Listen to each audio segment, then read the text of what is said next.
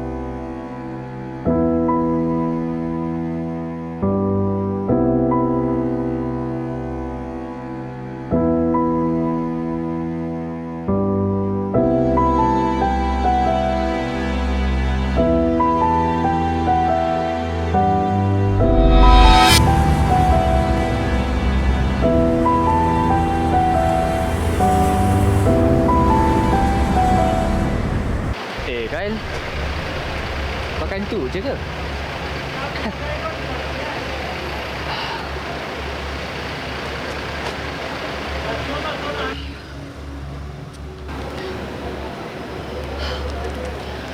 Mungkin sekarang kau dah faham kot apa yang aku cakap dulu.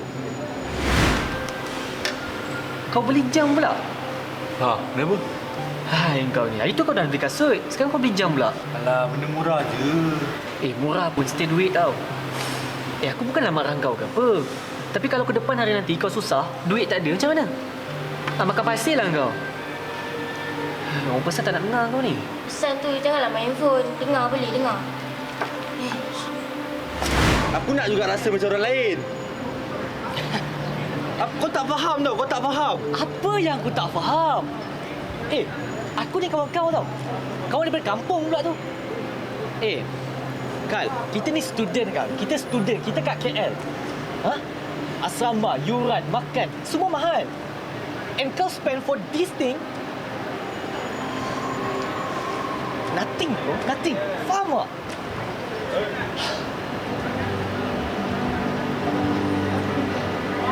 Tak apa lah. Aku caw dulu.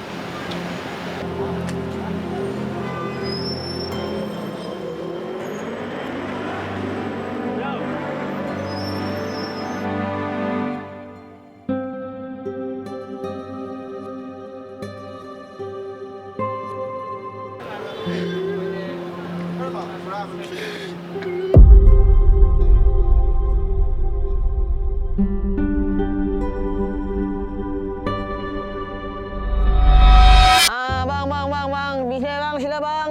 Jual beli jam, jual beli kasut. Mari. Bang. Sini bang. Bang, sila bang. Nak jual beli kasut, nak jual beli jam. Nampak cantik kasut, nampak cantik jam.